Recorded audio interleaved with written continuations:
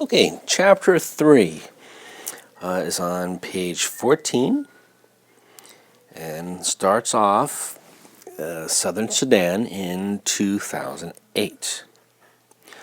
The smudge on the horizon gained color as Naya drew nearer, changing from hazy gray, hazy means kind of foggy, from hazy gray to olive green.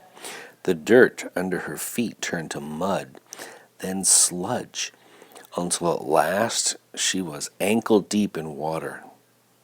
There was always so much life around the pond. Other people, mostly women and girls, who had come to fill their own containers. Many kinds of birds all flap and twitter and caw. Herds of cattle that had been brought to good grazing by the young boys who looked after them. Naya took a hollowed gourd. A gourd is kind of almost like a pumpkin or something like that. They're real solid, big, and they're good for holding things. So Naya took the hollowed gourd that was tied to the handle of the plastic container. She untied it, scooped up the brown, muddy water, and drank. It took 2 gourdfuls before she felt a little cooler inside. Naya filled the container all the way to the top. Then she tied the gourd back in place and took the padded cloth donut from her pocket. The donut went on her head first, followed by the heavy container of water, which she would hold in place with one hand. With the water balanced on her head and her foot still sore from the thorn, Naya knew that going home would take longer than coming had, but she might reach home by noon if all went well. Okay, now we're changing. Southern Sudan in 1985, going backwards in time. The tears were hot in Salva's eyes. Where had everyone gone? Why had they left without waking him?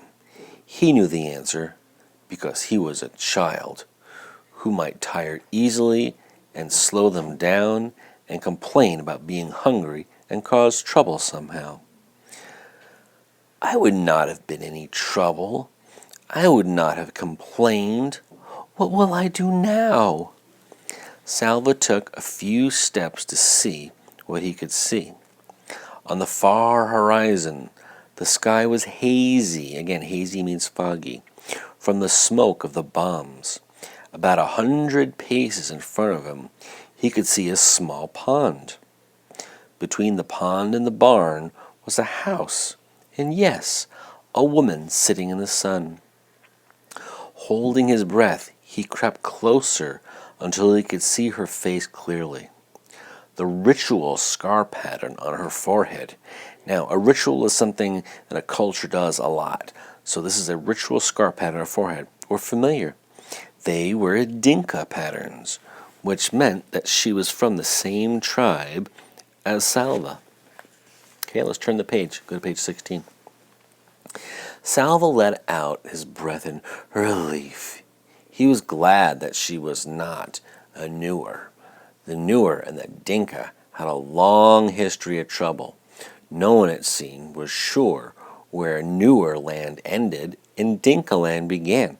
So each tribe tried to lay claim to the area's richest in water. Over the years, there had been many battles, large and small, between Dinka and Nuer. Many people on both sides had been killed. This was not the same as the war that was going on now between the rebels and the government.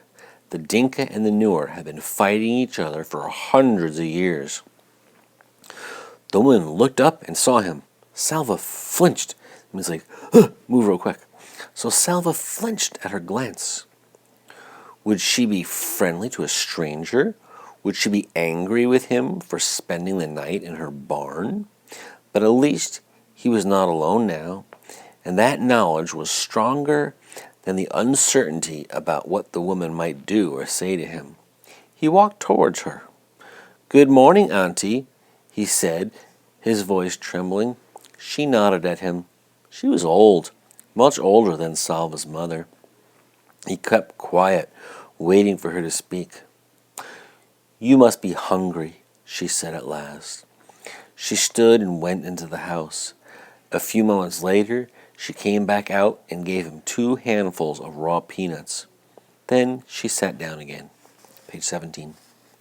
"Thank you, Auntie," squatting on his haunches next to her. It means he's just basically sitting on his rear end. Salva shelled the nuts and ate them. He chewed every nut into a paste before he swallowed, trying to make each one last as long as he could. The woman sat without speaking until he was finished. Then she asked, "Where are your people?" Salva opened his mouth to speak, but his eyes filled with tears again, and he could not answer. She frowned. That's a sad face. "Are you an orphan?" He shook his head quickly. For a moment, he felt almost angry. He was not an orphan. He had a father and a mother. He had a family. "I was at school. I ran away from the fighting. I do not know where my family is." She nodded. "A bad thing, this war." "What are you going to do? How will you find them?" Salva had no answer. He had hoped that the woman might have some answers for him. After all, she was an adult. Instead, she had only questions. Everything was upside down. Salva stayed in the woman's barn again that night. He began to make a plan. Maybe I can stay here until the fighting stops. Then I will go back to my village and find my family. Let's go to page 18. He worked hard so she would not send him away. For 3 days he fetched firewood from the bush and water from the pond. But the pond was drying up. Each day it was harder to fill the gourds. During the daytime, Salva could hear the distant booming of artillery from the fighting a few miles away. With every shell that exploded, he would think of his family, hoping they were safe, wondering desperately when he would be with them again. On the 4th day, the old woman told him that she was leaving. "You have seen that the pond is only a puddle now. Winter is coming, and the dry season. And this fighting." She nodded her head in the direction of the noise. "I will go to a different village near water. You cannot stay with me any longer." Salva stared at her as panic rose inside him. "Why can't I go with her?" The woman spoke again before he could ask aloud.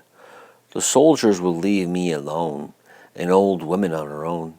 It will be more dangerous for me to travel with you." She shook his head sympathetically. "I am sorry I cannot help you anymore," she said. "Wherever it is you walk, just be sure to stay away from the fighting." Page 19. Salva stumbled back to the barn. "What will I do? Where will I go?" The words repeated themselves 1,000 times in his head. It was so strange. He had known the old woman for only a few days, but now he could not imagine what he would do once she was gone. He sat inside the barn and stared out, looking at nothing. As the light grew dimmer, the noises of the evening began, the buzz of insects, the rustling of dry leaves, and another sound. Voices? Salva turned his head toward the sounds. Yes, it was voices. Some people were walking towards the house. A small group, fewer than a dozen. As they approached, Salva took a sharp breath. In the fading light, he could see the faces of those nearest him. 2 of the men had patterns of V-shaped scars on their foreheads. Dinka patterns again. The kind they were given to boys in Salva's village as part of the ritual of becoming a man. These people were Dinka too. Could his family be among them? All right, that ends chapter 3.